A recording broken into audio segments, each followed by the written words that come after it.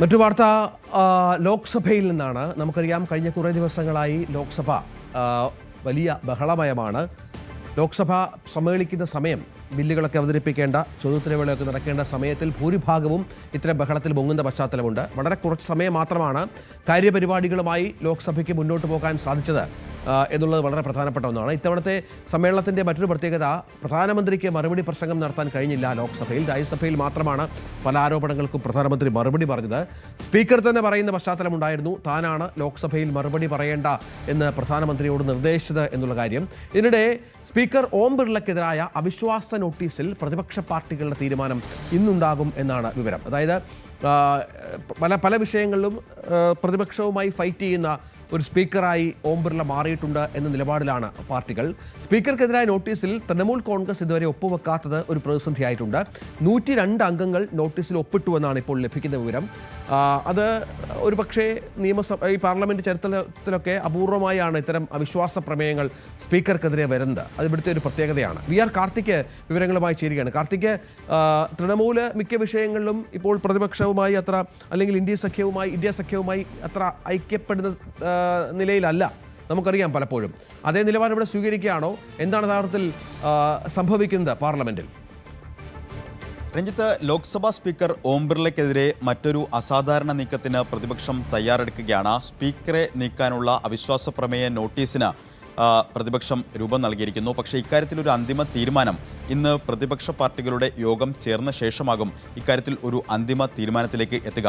പ്രധാനമായും പ്രതിപക്ഷം ചൂണ്ടിക്കാട്ടുന്നത് 3 കാരണങ്ങളാണ്. രാഷ്ട്രപതിയുടെ നയപ്രഖ്യാപനത്തിന്മേലുള്ള നന്ദി പ്രമേയ ചർച്ചയിൽ രാഹുൽ ഗാന്ധിക്ക് സംസാരിക്കാൻ അവസരം നൽകിയില്ല. അതോടൊപ്പം തന്നെ പ്രതിപക്ഷത്തെ വനിതാ എം പിമാർക്കെതിരെ അപകീർത്തിപരമായ പല പരാമർശങ്ങളും സ്പീക്കറുടെ ഭാഗത്തു നിന്നുണ്ടായി. ഇക്കാര്യത്തിൽ ഒരു വിശദീകരണം നൽകാൻ അവസരം നൽകണം. മറ്റൊന്ന്, പ്രതിപക്ഷ എം പിമാരെ സസ്പെൻഡ് ചെയ്തിരുന്നു. 8 പ്രതിപക്ഷ എം പിമാരെയാണ് സസ്പെൻഡ് ചെയ്തത് ലോക്സഭയിലെ പ്രതിഷേധത്തെ തുടർന്ന്. ഈ എം പിമാരെ ഏപ്രിൽ 13 വരെയാണ് സസ്പെൻഡ് ചെയ്തത്. സഭയുടെ 2ാം ഘട്ടം തീരുന്നത് വരെ സസ്പെൻഡ് ചെയ്തത് ഒരു അസാധാരണ നടപടിയാണ് എന്ന് പ്രതിപക്ഷം ചൂണ്ടിക്കാട്ടുന്നു. ഇക്കാര്യത്തിലടക്കം ഒരു വിശദീകരണം വേണം. ഈ 3 ആവശ്യങ്ങളാണ് പ്രതിപക്ഷം പ്രധാനമായും ഉന്നയിക്കുന്നത്. ഇന്ന് രാവിലെ 11 മണിക്ക് മുമ്പ് പ്രതിപക്ഷം ഉന്നയിച്ച ആവശ്യങ്ങളിൽ സർക്കാരുമായി കൂടിയാലോചിച്ച് തീരുമാനം അറിയിക്കാമെന്നാണ് സ്പീക്കർ ഓം ബിർള കഴിഞ്ഞ ദിവസം വ്യക്തമാക്കിയത്. ഇന്നലെ രാഹുൽ ഗാന്ധിയുടെ നേതൃത്വത്തിൽ പ്രതിപക്ഷ എം പിമാർ സ്പീക്കറുമായി കൂടിക്കാഴ്ച നടത്തിയിരുന്നു. ഈ കൂടിക്കാഴ്ചയിലാണ് ഇത്തരത്തിൽ ഇന്ന് നിലപാട് അറിയിക്കാം എന്ന് സ്പീക്കർ ഓം ബിർള വ്യക്തമാക്കിയത്. ഇന്ന് രാവിലെ 11 മണിക്ക് സഭാ സമ്മേളനം ചേരുന്നതിന് മുൻപ് തന്നെ ഇക്കാര്യത്തിലേക്കുള്ള നിലപാട്, അതായത് രാഹുൽ ഗാന്ധിക്ക് സംസാരിക്കാൻ അവസരം നൽകുമോ എന്ന കാര്യത്തിലടക്കമുള്ള നിലപാട് സ്പീക്കർ വ്യക്തമാക്കും. ഇതിനനുസരിച്ചായിരിക്കും പ്രതിപക്ഷത്തിന്റെ തുടർ നീക്കങ്ങൾ. ഭരണഘടനയുടെ 94, 96 അനുച്ഛേദങ്ങൾ അനുസരിച്ചാണ് ഇത്തരത്തിൽ സ്പീക്കർക്കെതിരെ ഒരു അവിശ്വാസ പ്രമേയം മൂവ് ചെയ്യാൻ പ്രതിപക്ഷം തയ്യാറെടുക്കുന്നത്. സാധാരണഗതിയിൽ 100 അംഗങ്ങൾ ഒപ്പിട്ട ഒരു നോട്ടീസ് 14 ദിവസം മുൻപ് നൽകണം. നോട്ടീസ് അവതരിപ്പിക്കുന്നതിന് 14 ദിവസം മുൻപ് നൽകണം എന്നാണ് ചട്ടം. അതനുസരിച്ച് ഉള്ള തയ്യാറെടുപ്പുകൾ പ്രതിപക്ഷം നേരത്തെ തന്നെ ആരംഭിച്ചു. 102 എം പിമാർ ഈ അവിശ്വാസ പ്രമേയ നോട്ടീസിൽ ഒപ്പിട്ടു എന്നാണ് പുറത്തുവരുന്ന വിവരം. തൃണമൂൽ കോൺഗ്രസ് എം പിമാർ പക്ഷേ ഇതിൽ ഒപ്പിട്ടിട്ടില്ല. എന്തായാലും സ്പീക്കർക്കെതിരെ ഒരു അസാധാരണ നീക്കത്തിന് പ്രതിപക്ഷം തയ്യാറെടുക്കുന്നു. സഭയിൽ സ്പീക്കർ പക്ഷപാതപരമായി പെരുമാറുന്നു എന്ന് ചൂണ്ടിക്കാട്ടിക്കൊണ്ടാണ് ഇത്തരത്തിൽ പ്രതിപക്ഷത്തിന്റെ ഒരു നീക്കം എന്നതും ശ്രദ്ധേയമാണ്. നേരത്തെ ജഗദീപ് ധൻഖർ രാജ്യസഭാ അധ്യക്ഷനായിരിക്കെ സമാനമായൊരു നീക്കം നടത്തിയിരുന്നു. പക്ഷേ അന്ന് 14 ദിവസം മുൻപ് നോട്ടീസ് നൽകിയില്ല എന്ന് ചൂണ്ടിക്കാട്ടിയാണ് ആ പ്രമേയ നോട്ടീസ് തള്ളിയത്. എന്തായാലും ഇന്ന് പ്രതിപക്ഷത്തിന്റെ ഭാഗത്ത് നിന്ന് ഇത്തരത്തിൽ സ്പീക്കറെ ലക്ഷ്യം വെച്ചുകൊണ്ടുള്ള ഒരു അസാധാരണ നീക്കം ഉണ്ടാകുമോ എന്നാണ് ലോക്സഭ ഉറ്റുനോക്കുന്നത്. ഇന്നലെ സഭ ചേർന്നപ്പോഴും വനിതാ എം പിമാർക്കെതിരായ ആരോപണത്തിൽ വിശദീകരണം നൽകാൻ രാഹുൽ ഗാന്ധിക്ക് അവസരം നൽകണം എന്നൊരു ആവശ്യം മുന്നോട്ട് വെച്ചിരുന്നു. പക്ഷേ അതിനും സ്പീക്കർ തയ്യാറായില്ല. ബഡ്ജറ്റ് ചർച്ച ആരംഭിക്കുന്നതിന് മുൻപ് ഇത്തരത്തിലൊരു അവസരം നൽകണം എന്ന ഉറച്ച നിലപാടിൽ തന്നെയാണ് പ്രതിപക്ഷം ഉള്ളത്. പ്രതിപക്ഷത്തിന്റെ ഈ ആവശ്യം അംഗീകരിച്ചില്ലെങ്കിൽ ഒരുപക്ഷെ സഭ ഇന്നും പ്രക്ഷുബ്ധമാകാൻ തന്നെയാണ് സാധ്യത. ബഡ്ജറ്റിന്മേലുള്ള ചർച്ചകളാണ് ഇനി നടക്കേണ്ടത്. ഇത്തരത്തിൽ നോട്ടീസ് നൽകിയാൽ സമ്മേളനത്തിന്റെ ആദ്യഘട്ടം വെള്ളിയാഴ്ച അവസാനിക്കും. 2ാം ഘട്ടത്തിലാവും ഈ നോട്ടീസ് പരിഗണിക്കുകയും ചെയ്യുക. രഞ്ജിത്ത്, ഇന്നലെ കാർത്തിക്, രാഹുൽ ഗാന്ധിയുടെ നേതൃത്വത്തിൽ TR ബാലുവും മറ്റും സ്പീക്കറെ കണ്ട് സംസാരിച്ചിരുന്നു. രാഹുൽ ഗാന്ധിയുടെ അവകാശങ്ങൾ അത് സംരക്ഷിക്കപ്പെടണം, പ്രതിപക്ഷ നേതാവിന്റെ അവകാശങ്ങൾ സംരക്ഷിക്കപ്പെടണമെന്ന ആവശ്യമാണ് മുന്നോട്ട് വെച്ചത്. അത് കൂടുതൽ ചർച്ചകൾക്ക് ശേഷം, ഭരണപക്ഷവുമായി ചർച്ച നടത്തിയ ശേഷം തീരുമാനം അറിയിക്കാം, ഇന്ന് 11 മണിക്ക് മുൻപ് തീരുമാനം അറിയിക്കാമെന്നാണ് സ്പീക്കർ അറിയിച്ചിരിക്കുന്നതെന്നാണ് മനസ്സിലാകുന്നത്.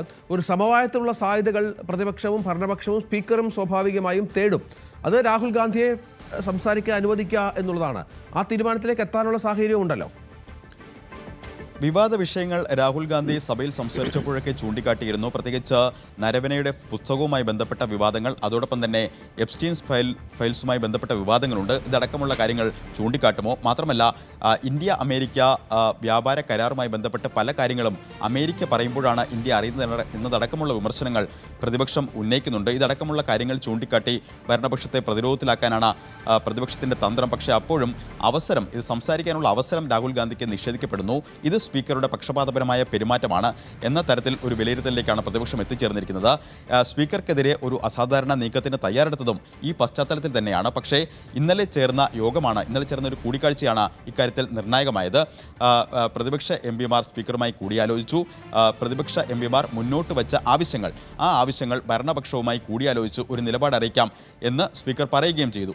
അക്കാര്യത്തിൽ സ്പീക്കറുടെ നിലപാട് എന്ത് ഇന്ന് അറിയും. അതിനുശേഷമാകും പ്രതിപക്ഷം സ്പീക്കർ നീക്കുന്ന നോട്ടീസിനടക്കമുള്ള കാര്യങ്ങളിൽ അന്തിമ തീരുമാനമെടുക്കുക. എന്തായാലും ശക്തമായി തന്നെ ഫ്ലോറിൽ ഭരണപക്ഷത്തെ നേരിടാൻ തന്നെയാണ് പ്രതിപക്ഷ തീരുമാനം. സ്പീക്കർ ഇത്തരത്തിൽ വനിതാ എംപിമാർക്കെതിരായ അപകീർത്തിപരമായ പരാമർശത്തിലടക്കം, അതായത് പ്രധാനമന്ത്രി ലോക്സഭയിലെത്തിയാൽ അസാധാരണമായ ഒരു പ്രതിഷേധം പ്രതിപക്ഷത്തെ വനിതാ എംപിമാരുടെ ഭാഗത്തു നിന്നുണ്ടാകും എന്നൊരു വിമർശനം നേരത്തെ സ്പീക്കർ നടത്തിയിരുന്നു. ഇക്കാര്യത്തിലടക്കം വിശദീകരണം നൽകാൻ സമയം അനുവദിക്കണം എന്നാണ് പ്രതിപക്ഷം ആവശ്യപ്പെടുന്നത്. ഈ ആവശ്യത്തിലടക്കം ഉള്ള സ്പീക്കറുടെയും ഭരണപക്ഷത്തിൻ്റെയും നിലപാടുകൾ നിർണായകമായിരിക്കും. സ്പീക്കറുടെ നിലപാട് അറിഞ്ഞ ശേഷമായിരിക്കും സ്പീക്കറെ നീക്കണമെന്നാവശ്യപ്പെട്ടുകൊണ്ടുള്ള പ്രമേയ നോട്ടീസ് പ്രതിപക്ഷം നൽകുക. എന്തായാലും 102 അംഗങ്ങൾ ഒപ്പിട്ട നോട്ടീസ് തയ്യാറാണ് എന്നാണ് ലഭ്യമാകുന്ന വിവരം. ഡെപ്യൂട്ടി സ്പീക്കറുടെ അസാന്നിധ്യത്തിൽ ലോക്സഭാ സെക്രട്ടറി ജനറലിനായിരിക്കും ഒരുപക്ഷെ ഈ നോട്ടീസ് നൽകുക. എന്തായാലും 11 മണിക്ക് മുമ്പ് ചേരുന്ന കൂടിയാലോചനയിൽ സ്പീക്കർ എന്ത് തീരുമാനം പ്രതിപക്ഷത്തെ അറിയിക്കുന്നു? രാഹുൽ ഗാന്ധിക്ക് സംസാരിക്കാൻ അവസരം നൽകുമോ? പ്രതിപക്ഷ എംപിമാരെ സസ്പെൻഡ് ചെയ്തതടക്കമുള്ള വിശദീകരണം എന്താണ്? വനിതാ എംപിമാർക്കെതിരായ പരാമർശത്തിൽ അക്കാര്യത്തിലടക്കം ഒരു വിശദീകരണം നൽകാൻ പ്രതിപക്ഷത്തിന് അവസരം നൽകുമോ? ഇതിനെയൊക്കെ ആശ്രയിച്ചിരിക്കും ഇന്നത്തെ സഭാ നടപടികളുടെ തുടർ നീക്കങ്ങൾ. വി ആർ കാർത്തിക്കാണ് വിവരങ്ങൾ പങ്കുവച്ചുകൊണ്ടിരിക്കുന്നത്. ഏതായാലും ഇന്ന് 11 മണിക്ക് മുൻപ് ഈ വിഷയത്തിൽ തീരുമാനം അറിയിക്കാം എന്നാണ് പ്രതിപക്ഷത്തെ അറിയിച്ചിരിക്കുന്നത് എന്നാണ് മനസ്സിലാക്കുന്നത്. കാത്തിരുന്ന് കാണണം സഭയിൽ എന്തൊക്കെ സംഭവിക്കും എന്നുള്ളത്. കൂടുതൽ വാർത്തകൾക്ക് news 18 Keralam YouTube channel subscribe ചെയ്യുക.